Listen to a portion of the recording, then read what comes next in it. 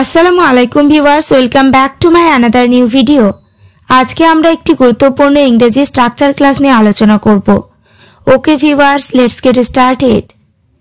কেবল এতটুকুই আমার জানার ছিল, কেবল এতটুকুই সে আমাকে বলেছিল, শুধু এতটুকুই তোমার থেকে চেয়েছিলাম, শুধু এতটুকুই আমরা তার ব্যাপারে জানতাম। আমরা দৈনন্দিন জীবনে এই ধরনের বাক্যগুলি ব্যবহার করে থাকি। স্ট্রাকচার ব্যবহার করে কিভাবে বাক্যগুলিকে বলবো সেটি দেখে নিই। স্ট্রাকচারটি হলো just this much plus any sentence. কেবল এতটুকুই অথবা শুধু এতটুকুই অর্থে স্ট্রাকচারটি ব্যবহার করব। এবার আমরা কয়েকটি এক্সাম্পল দেখে নেব। কেবল এতটুকুই আমার জানার ছিল, just this much I had to no. এখানে জাস্ট দিস মাচ মানে কেবল এতটুকুই, আই হ্যাড মানে আমার ছিল, টু নো মানে জানার। Just this much I had to know, কেবল এতটুকুই আমার জানার ছিল। নেক্সট, কেবল এতটুকুই সে আমাকে বলেছিল, just this much he said me. এখানে হি মানে সে, সেড মানে বলেছিল, মি মানে আমাকে। Just this much he said me, কেবল এতটুকুই সে আমাকে বলেছিল।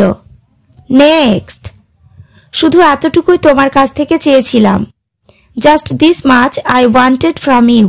এখানে জাস্ট দিস মাচ মানে কেবল এতটুকুই, আই ওয়ান্টেড মানে আমি চেয়েছিলাম, ফ্রম ইউ মানে তোমার কাছ থেকে। Just this much I wanted from you, শুধু এতটুকুই তোমার কাছ থেকে চেয়েছিলাম। পরেরটা, শুধু এতটুকুই আমরা তার ব্যাপারে জানতাম, just this much we new about her. এখানে উই নিউ মানে আমরা জানতাম, অ্যাবাউট মানে ব্যাপারে, হার মানে তার। Just this much we new about her, শুধু এতটুকুই আমরা তার ব্যাপারে জানতাম।